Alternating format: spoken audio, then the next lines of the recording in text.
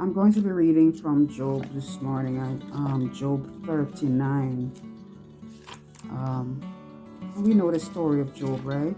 How he was tested by God and how he was turned over to Satan to be tested and tried and persecuted.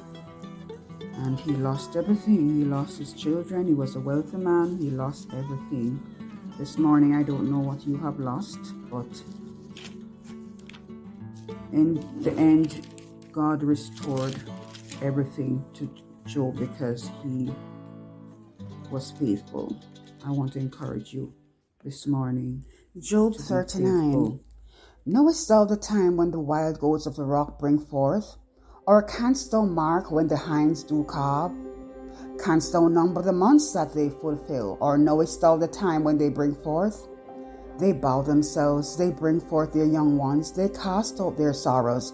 Their young ones are in good liking. They grow up with corn, they go forth and return not unto them. Who hath sent out the wild ass free? Or who hath loosed the bands of the wild ass? Whose house I have made the wilderness, and the barren land his dwellings. He scorneth the multitude of the city, neither regardeth he the crying of the driver. The range of the mountains is his pasture, and he searcheth after every green thing. Will the unicorn be willing to serve thee, or abide by thy crib? Canst thou bind the unicorn with his band in the furrow, or will he harrow the valleys after thee? Wilt thou trust him, because his strength is great, or wilt thou leave thy labor to him? Wilt thou believe him, that he will bring home thy seed, and gather it into thy barn? Gavest thou the goodly wings unto the peacocks, or wings and feathers unto the ostrich, which leaveth her eggs in the earth, and warm them in dust, and forgetteth that the foot may crush them, or that the wild beast may break them? She is hardened against her young ones, as though they were not hers. Her labor is in vain without fear. Because God hath deprived her of wisdom, neither hath he imparted to her understanding. What time she lifteth up herself on high, she scorneth the horse and his rider. Hast thou given the horse strength? Hast thou clothed his neck with thunder?